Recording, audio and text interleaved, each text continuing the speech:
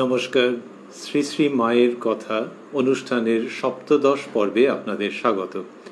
আপনারা এই অনুষ্ঠান দেখছেন কোষ্ঠী পাথর প্রাণারাম ইউটিউব চ্যানেলে, যেখানে সপ্তাহের প্রত্যেক রবিবার সম্প্রচারিত হয় শ্রী শ্রী মায়ের কথা, আর প্রাণারাম বাংলা ইউটিউব চ্যানেলে সপ্তাহে 6 দিন সোম থেকে শনিবার সম্প্রচারিত হয় কথায় কথায় কথামৃত। প্রত্যেকটি অনুষ্ঠানই শুরুর সময় রাত্রি 9টা। শ্রী শ্রী মায়ের কথাতে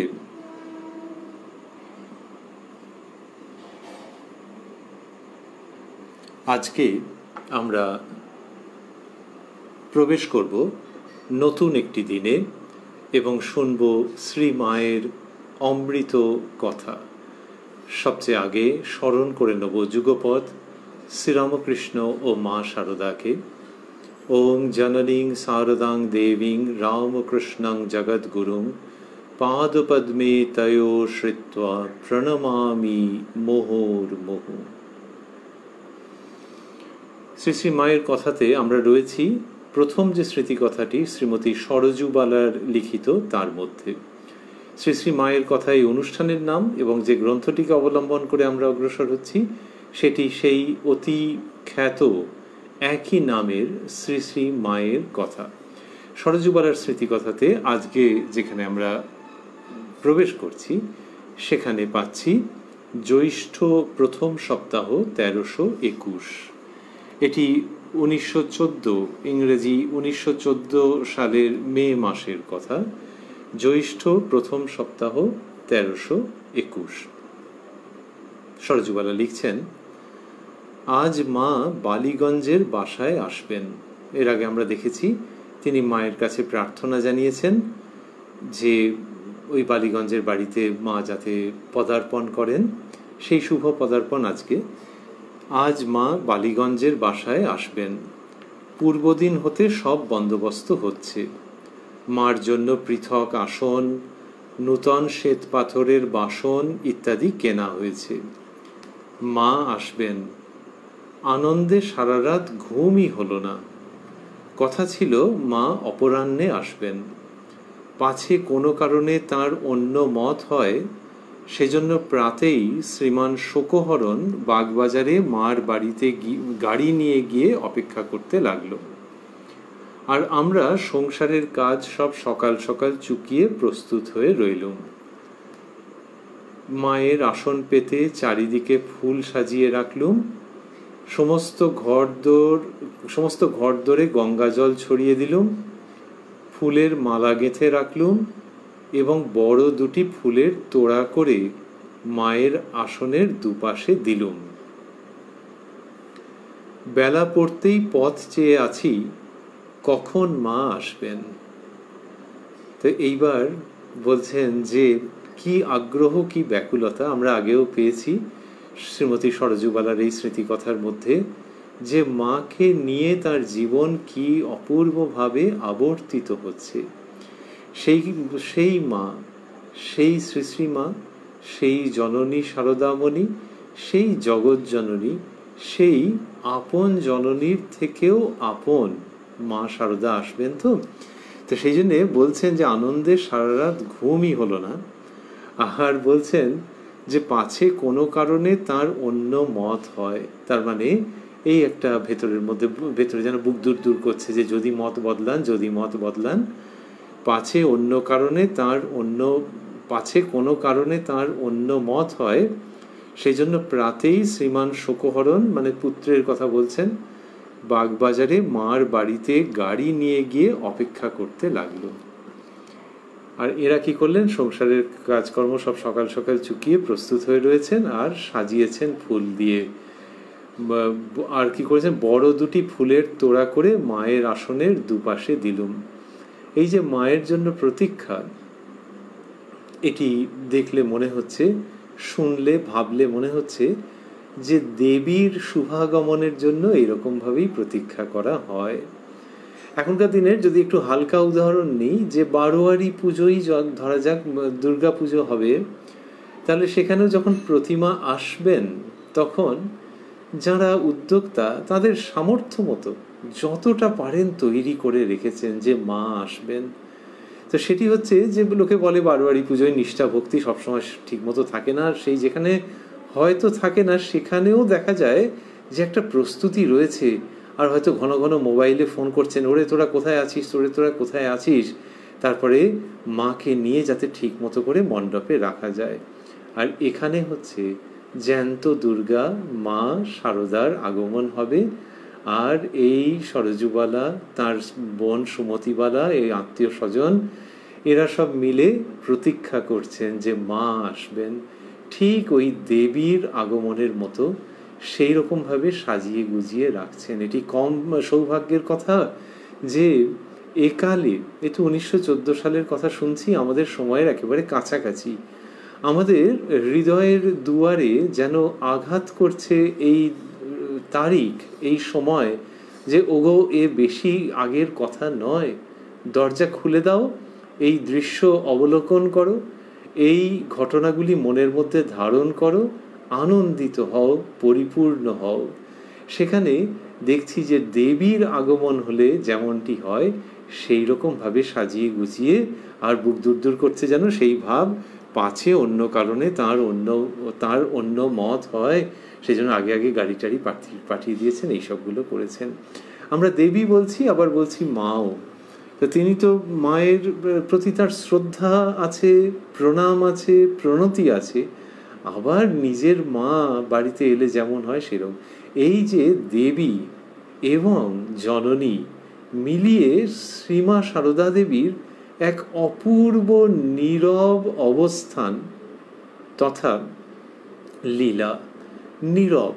এই যে এত কাণ্ড হচ্ছে, ইনি এরমভাবে প্রস্তুত রয়েছেন, কিন্তু একটু বাদেই আমরা দেখব মায়ের আগমন কি ধীর স্থির, এবং তারপরে যে কথা বলছেন, আহা, সে যেন ভোরের শিশির সম্পাতের মতো। তো সেইটি তার মধ্যে রয়েছে যে ওই দেবীও বটে, আবার মানবী জননীও বটে। বেলা পড়তেই পথ চেয়ে আছি কখন মা আসবেন। এইবার এতক্ষণে সেই শুভ মুহূর্ত। গাড়ির শব্দ হতেই সকলে নিচে নেমে এলুম। গাড়ি থামতেই দেখলুম মা হাসি মুখে স্নেহপূর্ণ দৃষ্টিতে আমাদের পানে চেয়ে আছেন। গাড়ি হতে নামতেই সকলে তার পদধূলি নেবার জন্য ব্যস্ত হলুম।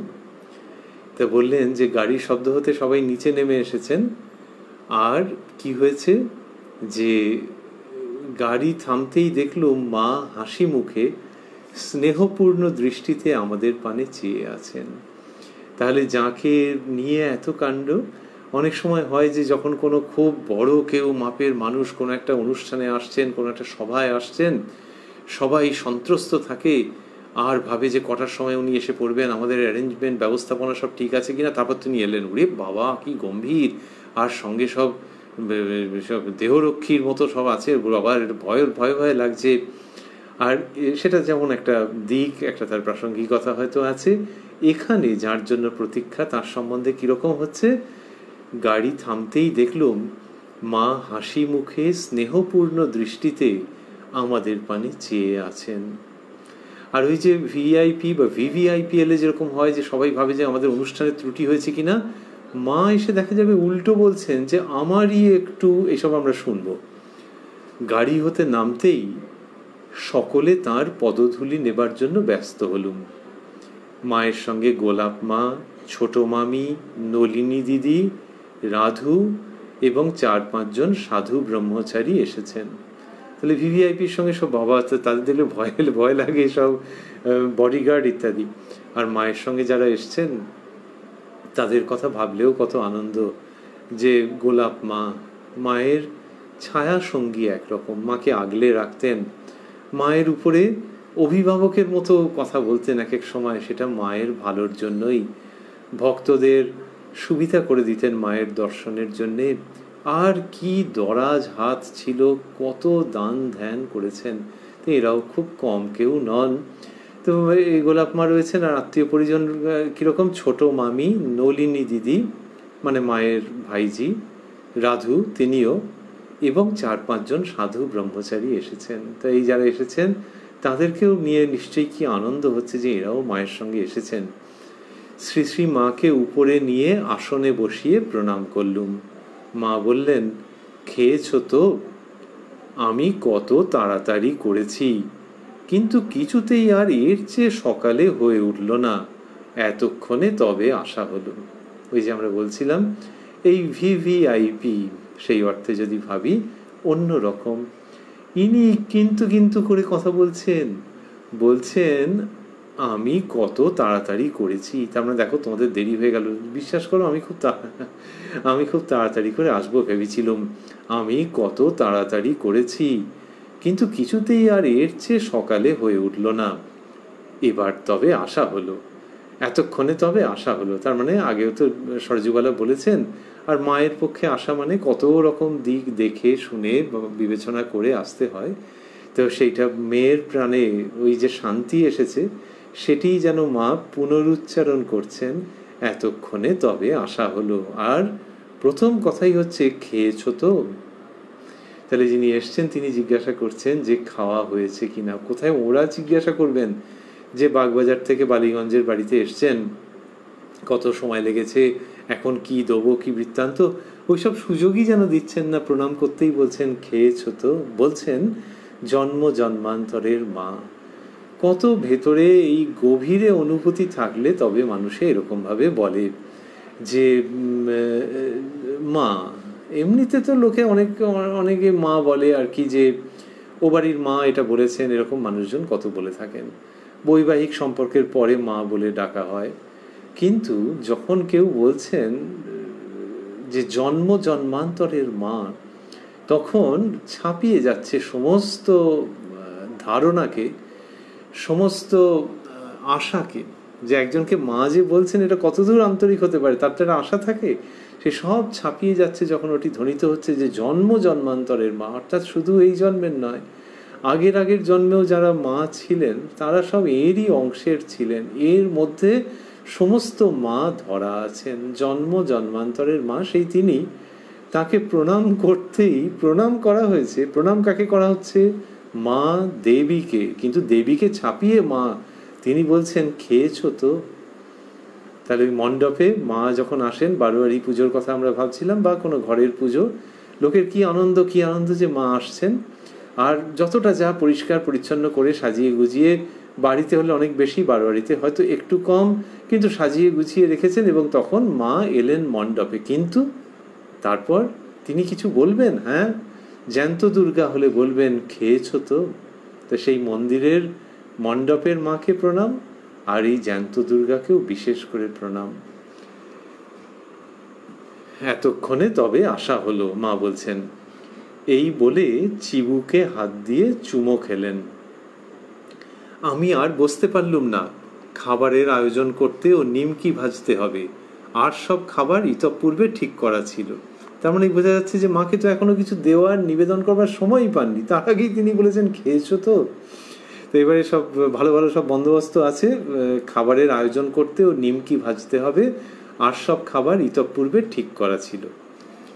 উপরে গ্রামাফোনে গান হচ্ছে, সরজুবালা লিখছেন, উপরে গ্রামাফোনে গান হচ্ছে। কাজ করতে করতে একটু ফাঁক পেয়ে ছুটে গিয়ে দেখি মা কলের গান শুনে ভারী খুশি, আর কি আশ্চর্য কল করেছে বলে বালিকার মতো আনন্দ করছেন। তো বলছেন যে মা কলের গান শুনে, গ্রামোফোনের যে ছিল সেইটি শুনে খুব খুশি হচ্ছেন, যে বন্দোবস্ত ছিল, আর কি আশ্চর্য কল করেছে বলে বালিকার মতো আনন্দ করছেন। এই যে বালিকার মতো, এমনিতে একজন বয়স্ক মানুষ যদি আসেন এবং ধরা যাক যে ওই গ্রামোফোনের গান বেশি শোনেননি বা অল্প শুনেছেন, যাই হোক না কেন, বা একেবারেই শোনেননি, তাহলে তিনি যখন দেখলেন বা শুনলেন যে ওরকমভাবে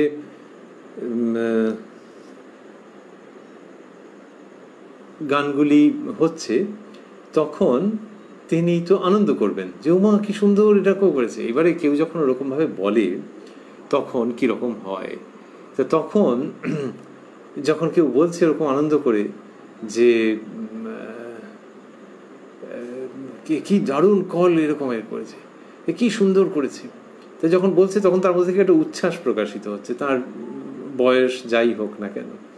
এই উচ্ছ্বাসটা কতদূর পর্যন্ত হয়? তা উচ্ছ্বাস যখন হয় তখন ব্যক্তিত্বের যে জায়গাটা সেটা অনেকটা দ্রবীভূত হয়ে যায়, মেল্টেড হয়ে যায়, মনে হয় এনার বয়স কমে গেছে। কেউ হয়তো পাহাড় দেখে বললেন, যার বয়স হয়েছে তিনি হয়তো পাহাড়ে কোথাও একটা গেছেন, গিয়ে বললেন আরে বাস দারুণ তো। তখন লোকে দেখে অবাক হয়েছে যে দারুণ যে বলছেন, এই যিনি বলছেন এর বয়স হয়েছে কিন্তু দারুণ যখন বলছেন তখন মনে হচ্ছে বয়স কমে গেছে, সেরকম একটা উৎসাহ নিয়ে বলছেন। ওনার বয়সে উনি ওরকমভাবে সাধারণত প্রকাশ করেন না, কিন্তু পাহাড় দেখে অবাক হয়ে গেছেন, বলছেন আরে দারুণ তো। এইটা বয়সকে কমিয়ে দিচ্ছে। এটা কত দূর পর্যন্ত হতে পারে? একেবারে ছেলে মানুষের মতো মা বলছেন যে কি আশ্চর্য কল করেছে। এটা যখন বলছেন বালিকার মতো আনন্দ করছেন, তারপরে একটা বাচ্চা মেয়ে হলে যেরকম আনন্দ করে, তাহলে বাচ্চা মেয়ের আনন্দের সঙ্গে বড়র আনন্দের তফাৎটা কোথায় থাকে, বা তার প্রকাশের আনন্দের প্রকাশের তফাৎ কোথায় থাকে?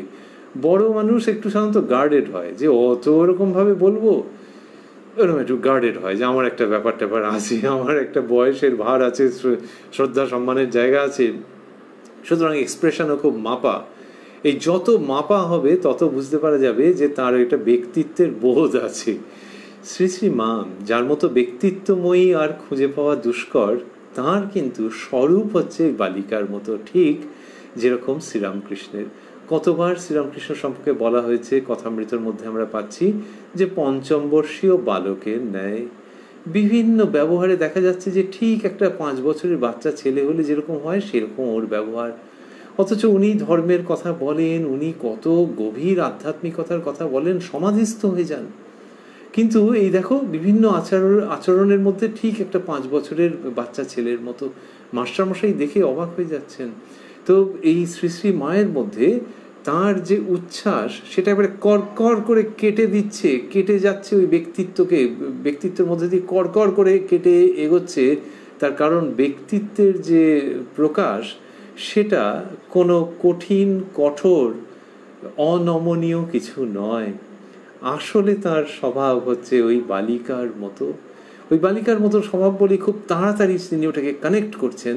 সরজুবালা কাজকর্ম, এই রান্না বান্না খাবার দাবার তৈরি করা, তার মাঝখান থেকে এসে দেখছেন যে গ্রামাফোনের ওই রেকর্ড চলছে এবং সেটাতে মা কি আশ্চর্য কল করেছে বলে বালিকার মতো আনন্দ করছেন। একটা বাচ্চা মেয়ে যদি থাকে, ফ্রক পরা, মাথায় বিনুনি বাঁধা, তাহলে সেই মেয়েটা যেরকমভাবে আনন্দ করবে ওই কলের গান শুনে, শ্রী শ্রী মা সেরমভাবে করছেন, বালিকার মতো আনন্দ করছেন। এটা দিয়ে তাদের ওই স্বরূপের যে একটা আভাস যেমন ফুটে ওঠে, তেমনি বুঝতে পারা যায় যে কি ঠাকুর, কি মা, কি স্বামীজি। স্বামীজির ক্ষেত্রে কত ক্ষেত্রে দেখা গেছে, লোকে বলেছে যে বহ্নিমান সূর্যের মতো তার ব্যক্তিত্ব, কি প্রবল পরাক্রমের সঙ্গে তিনি শাস্ত্র, ধর্ম, দর্শন, আধ্যাত্মিকতার কথা বলেন। কিন্তু ব্যক্তিগত জীবনে তাকে দেখলে মনে হয় একটা বাচ্চা ছেলে, এবং তাকে প্রোটেক্ট করতে হবে, আগলে রাখতে হবে আমাকে। এইরকম কতজনের মনে হয়েছে।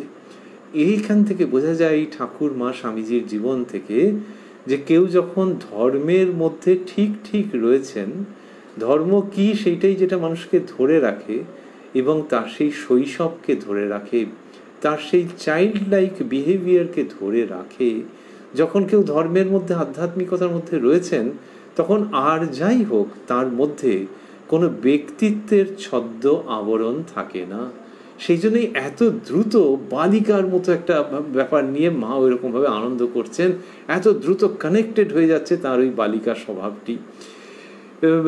বলছেন যে মা কলের গান শুনে ভারী খুশি, আর কি আশ্চর্য কল করেছে বলে বালিকার মতো আনন্দ করছেন।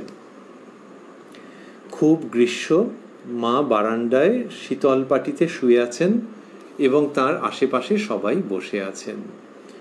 খুব গ্রীষ্ম, আমরা এটিতে দেখছি যে ওই মে মাস, 1914 মে মাস, বৈশাখের প্রথম, জ্যৈষ্ঠ মাসের প্রথম সপ্তাহ, মে 1914, গরম হওয়ারই তো কথা।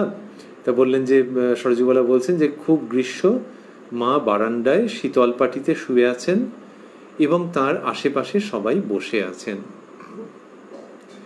একটি পাথরের বাটিতে বরফ জল দেওয়া হয়েছে, মা মাঝে মাঝে খাচ্ছেন। আমাকে দেখতে পেয়ে মা বললেন, ওগো একটু বরফ জল খেয়ে যাও। ওই বাড়ি, কিন্তু মা বলছেন ওগো তুমি খেয়ে যাও, যা হয়। বাড়ির মেয়ে বউ তাদের কি আর সুযোগ হয়, তাদের আর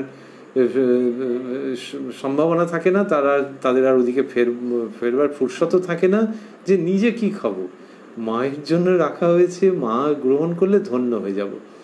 কিন্তু এই মা, আবারও ভাবছি, দুর্গা মাও বটে, আবার নিজের মাও বটে।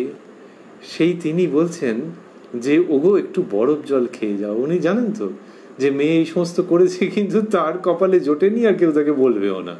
তা তিনি বলছেন ওগো একটু বরফ জল খেয়ে যাও। এই দেবী মানবী, এ ব্যাখ্যা করা যায় না, ব্যাখ্যার পার তিনি, তবে অনুধ্যান করা যায়। অনুধ্যানে আনন্দ আছে, অনুধ্যান করতে হয়, সেই তাঁরই সামর্থ্যে, তাঁরই দেওয়া সামর্থ্যে, তাঁরই কৃপায়। তো তিনি সরযুগলাকে বলছেন ওগো একটু বরফ জল খেয়ে যাও। এখন মা বলেছেন তো, সরযুগলা লিখছেন, মায়ের প্রসাদী জলটুকু খেয়ে ঠান্ডা হয়ে নিচে রান্নাঘরে আবার ছুটে এলুম। আজ এত তাড়াতাড়ি করেও যেন কাজ আর সেরে উঠতে পারছি না। তার মানে বোঝাই যাচ্ছে যে মায়ের জন্য নানান রকম বন্দোবস্ত সব রকমভাবে তিনি করবেন বলে পরিকল্পনা করে রেখেছেন। এখন মায়ের শুভাগমন হয়েছে, সেগুলো সব করছেন, কিন্তু করে মনে হচ্ছে যে ওরে বাবা টাইমের মধ্যে পারবো তো, হয়ে উঠছে না তো। সন্ধ্যার পরে পাশের ঘরে ভোগ সাজানো হলো।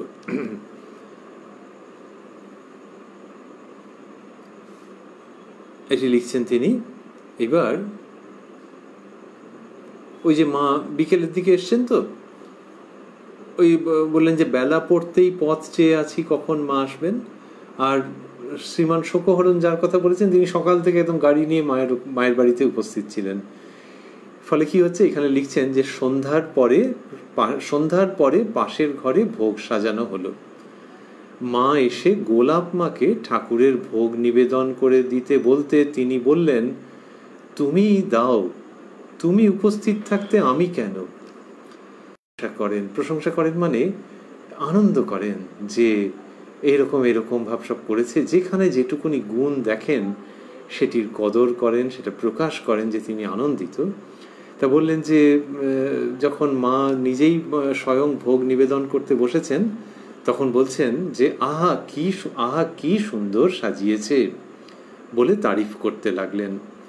এইরূপ সবেতেই বালিকার মতো আনন্দ প্রকাশ করে আমাদের অপরিসীম আনন্দ দিতে লাগলেন। ওই বাচ্চার মেয়ের মতো প্রসঙ্গটা ঘুরে ফিরে আসছে, যে এর মধ্যে অবাক হচ্ছেন তো যে মা খুশি হয়েছেন, উচ্ছ্বাস প্রকাশ করছেন, কিন্তু সেটা বালিকার মতো।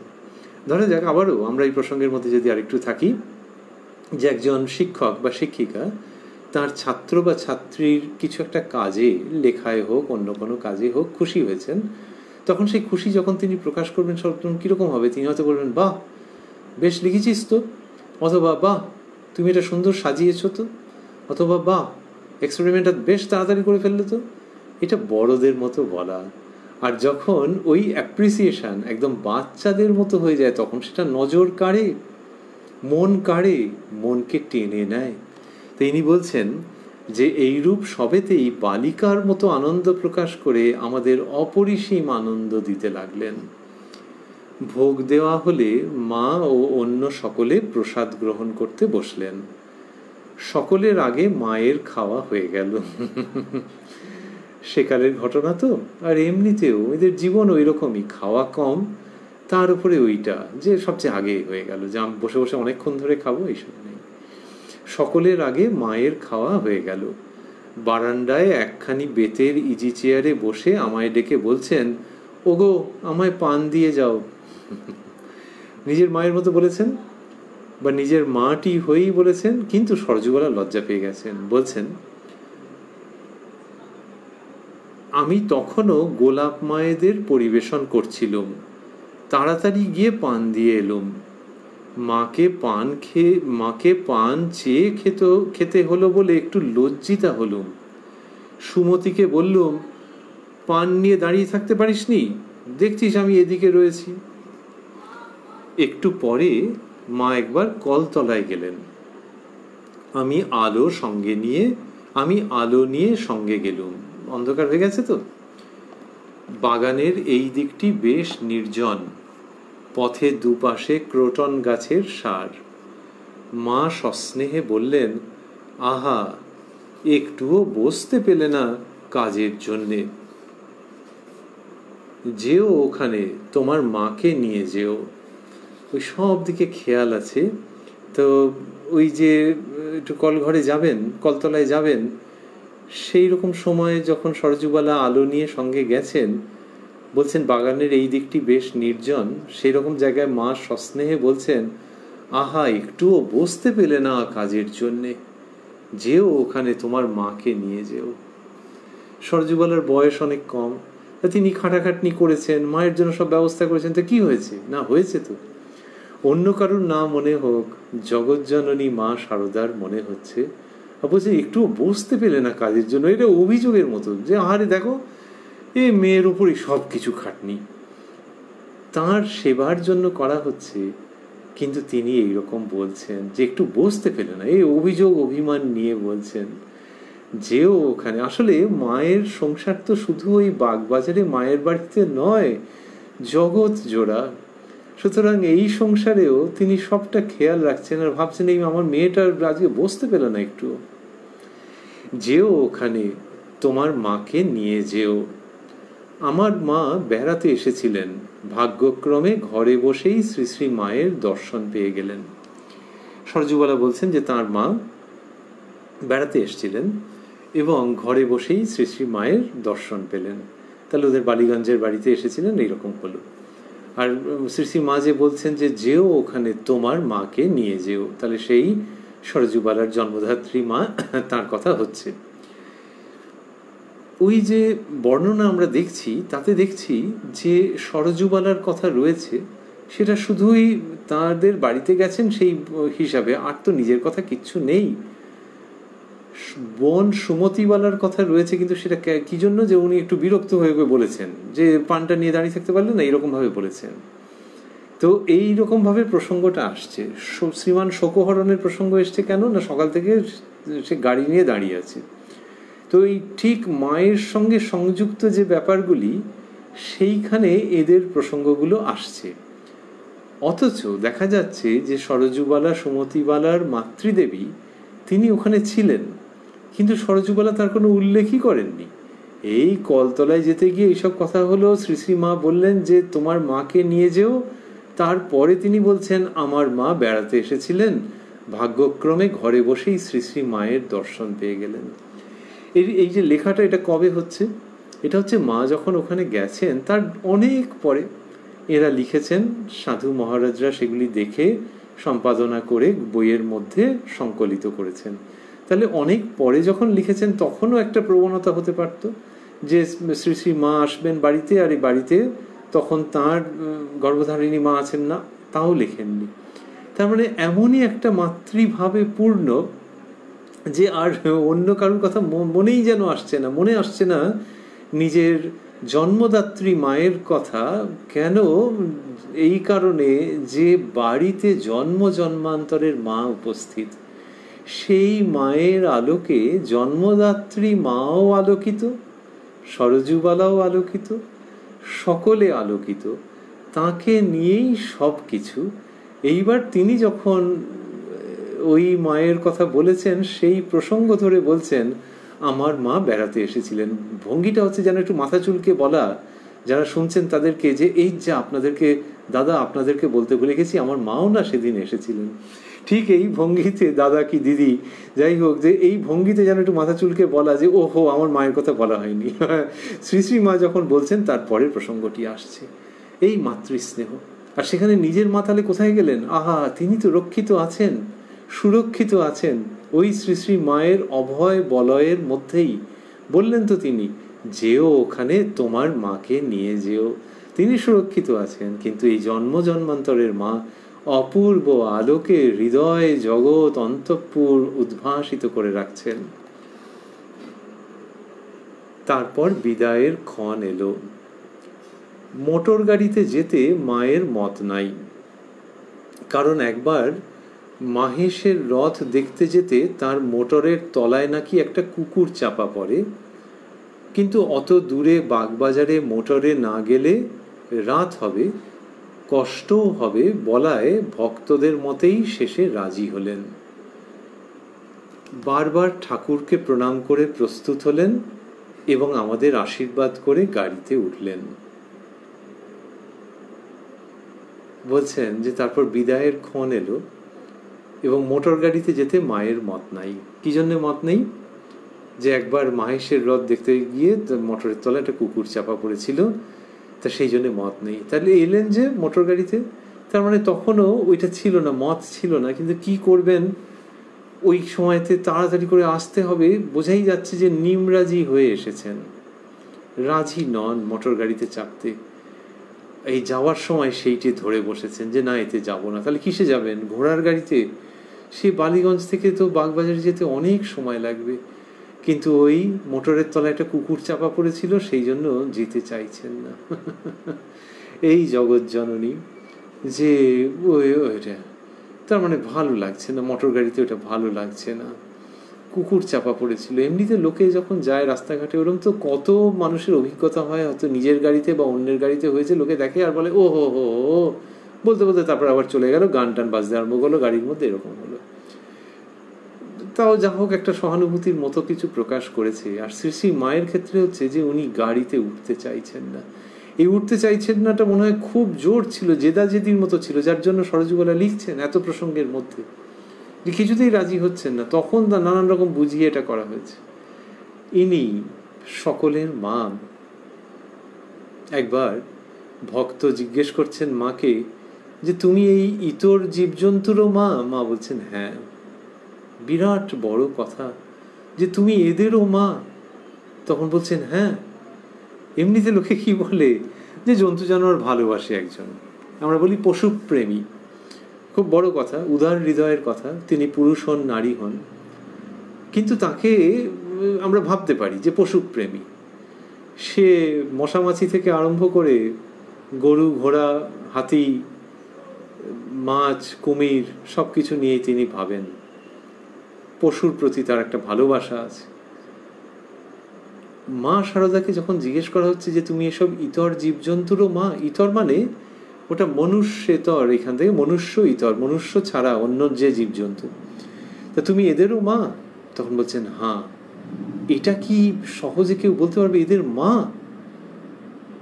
যদি কেউ রাস্তার কুকুর, এই কত আছেন তো যে কুকুরকে খাওয়াচ্ছেন, যখন রাজ্যে নানান রকমের বিধিনিষেধ চলছে স্বাস্থ্যের কারণে, লোকজন বেরোচ্ছেন না, হোটেল রেস্তোরাঁ বন্ধ, কুকুরগুলোর কত কষ্ট, তখন কত সজ্জন আছেন নারী পুরুষ যারা ওদের কথা ভাবেন। কিন্তু সেই তিনি যখন একটা কুকুরকে খাওয়াচ্ছেন, তিনি কুকুরের কে সেটা বললে সে বলবে আরে বুধুর মশাই অত কি বলছেন, এই কুকুরগুলোকে খাওয়াই, না হলে এদেরকে কে দেখবে? শ্রী শ্রী মা বলছেন যে আমি ওদের মা, ইতর জীবজন্তুর মা তিনি।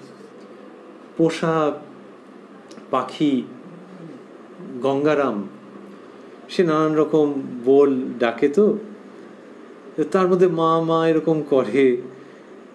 তা সেই যে ডাক কেউ হয়তো শিখিয়েছে, আর অনেক সময় ডাকছে লোকে ভেবে নেয় যে মা বলে ডাকছে, তো সে ধরা যাক মা বলেই ডাকছে। তো ডাকছে লোকে বলে ও মা দেখো একদম মানুষের মতো ডাকছে।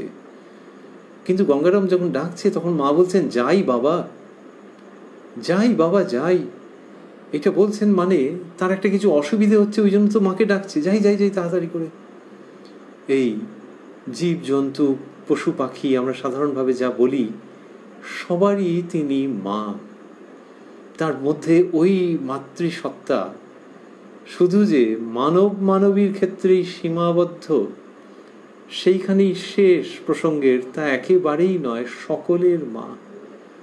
তার মানে যারা কিনা কথা বলতে পারে না তারাও জানে তিনি মা।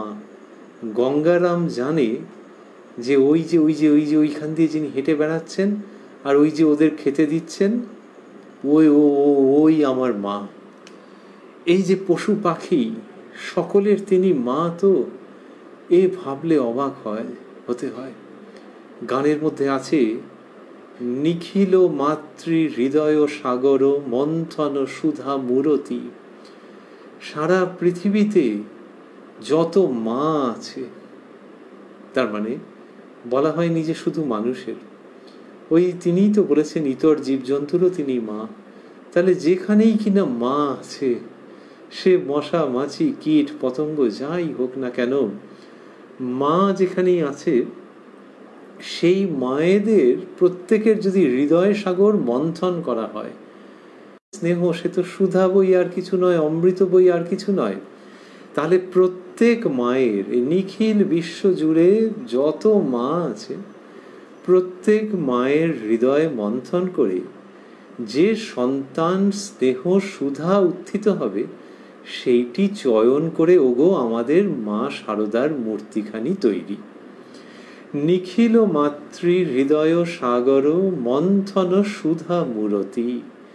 এই হচ্ছে মায়ের ভেতরটা, ওই সুধা দিয়ে তৈরি, সন্তান স্নেহ সুধা দিয়ে তৈরি। সেই তিনি রাত্রির বেলায় বালিগঞ্জ থেকে ফিরছেন যখন, তখন গোঁ ধরে বসেছেন যে গাড়িতে করে যাবেন না, ওই মাহেশের ওইখানেতেই যেতে গিয়ে ওই রকম কুকুর চাপা পড়েছিল, কম কষ্ট।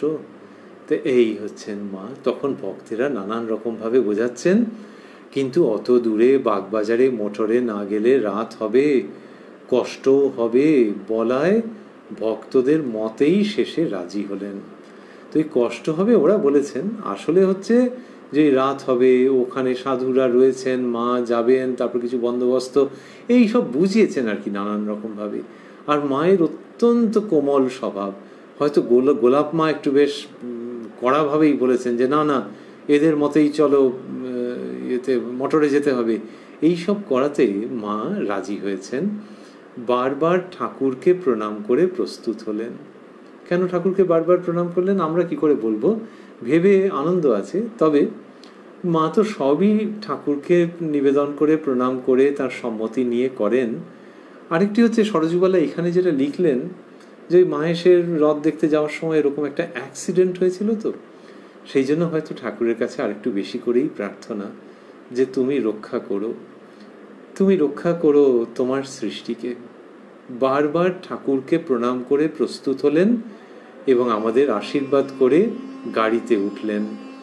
এই কথা সরজুবালা যে লিখছেন, এটির সঙ্গে সঙ্গেই আজকের অনুষ্ঠানের সমাপনের দিকে আমরা যাব। আমরা রয়েছি উদ্বোধন কার্যালয়ে প্রকাশিত শ্রী শ্রী মায়ের কথার যে সংস্করণটি আমাদের কাছে রয়েছে তার 30 পৃষ্ঠায় রয়েছি 1914 সালের মে মাসের প্রসঙ্গ, জ্যৈষ্ঠ 1321 সালের কথায়। এবং শ্রী শ্রী মা ওই দিন এই স্মৃতিকথার যে লেখিকা সরজুবালা তাঁর বাড়িতে শুভাগমন করেছিলেন, সেই দিনের প্রসঙ্গের মধ্যে আমরা রয়েছি। আর এইবার মা বাগবাজারে তার নিজের বাড়ির দিকে, মায়ের বাড়ির দিকে রওনা দিচ্ছেন। মায়েরই কৃপায় আমরা আবারও মিলিত হব এই মায়ের কথা অনুষ্ঠানে কোষ্ঠীপাথর প্রাণারাম ইউটিউব চ্যানেলে আগামী রবিবার। আর স্মরণ করছি যে প্রাণারাম বাংলা ইউটিউব চ্যানেলে সপ্তাহে 6 দিন সোম থেকে শনিবার সম্প্রচারিত হয় কথায় কথায় কথামৃত। সবগুলি অনুষ্ঠানই শুরুর সময় রাত্রি 9টা। আর ভাবছি যে ওই যে বললেন লেখিকা সরজুবালা দেবী যে ভাগ্যক্রমে ঘরে বসেই শ্রী শ্রী মায়ের দর্শন পেয়ে গেলেন, যে ওই বাড়িতে তিনি উপস্থিত ছিলেন ওই জন্য মায়ের দর্শন পেয়ে গেলেন ভাগ্যক্রমে। এ খুব দামি কথা যে শ্রী শ্রী মায়ের দর্শন যে পাচ্ছেন কেউ, উনি নিজের মেয়ের বাড়িতে এসে রয়েছেন, কিন্তু ওইরকমভাবে হয় না। এই মায়ের দর্শন পাওয়া ভাগ্যে না থাকলে হবে না। অথচ দেখো তিনি যে এসছেন, এসে বলছেন আমারই বেলা হয়ে গেল, এর থেকে আগে করতে পারলুম না, এইসব কথা বলছেন, কিন্তু তার দর্শন পাওয়া মানে ভাগ্যের কথা। ওই মেয়ের বাড়িতে থাকলেই তার দর্শন হবে এরকম নয়। বক্তব্য হচ্ছে যে তিনি কৃপা না করলে, তিনি প্রসন্ন না হলে, তিনি সম্মতি না দিলে তার দর্শন পাওয়া যায় না। এই যে মা শারদাকে দেখছেন সরজুবালা, তার মধ্যে ওই জন্ম জন্মান্তরের মা এবং দেবী মা এই দুটি মিলিত হয়ে রয়েছে। আর আমাদের ভাবতে ভালো লাগছে যে ওই যে শব্দটি তিনি ব্যবহার করলেন ভাগ্যক্রমে, আমরাও সেই সৌভাগ্যের বলয়ের মধ্যে অবস্থান করেই এই সব প্রসঙ্গের মধ্যে থাকতে পারি। ওই মা এবং ওই সরজুবালার নির্দেশিত কারণেই আমাদের কি সাধ্য যে আমরা তার কথা আলোচনা করি, তার কথা শ্রবণ করি, তার কথা মনে মনে ভাবি। তিনি নিজে কৃপা না করলে আমাদের এইগুলোর কোনোটারই সম্ভাবনা নেই। সরজুবালা দিদির বাড়িতে তিনি যে 1914 সালের মে মাসে উপস্থিত হয়েছিলেন, সেটা সেদিনই শেষ হয়ে যায়নি। তিনি আসলে আমাদেরও অন্তঃকরণে উপস্থিত হচ্ছেন, অবস্থান করছেন। সেইটি তার কৃপা, এবং সেইভাবে কৃপা করে তিনি আসছেন, আগমন করছেন, উপস্থিত হচ্ছেন, অবস্থান করছেন বলেই আমরা শ্রী শ্রী মায়ের এই পুণ্য কথার মধ্যে অবস্থান করতে পারছি, মায়ের প্রসাদ মস্তক অবনত করে গ্রহণ করতে পারছি। ওম জননীং শারদাং দেবীং রামকৃষ্ণং জগদ্গুরুং পাদপদ্মে তয়োঃ শ্রিত্বা প্রণমামি মুহুর্মুহুঃ।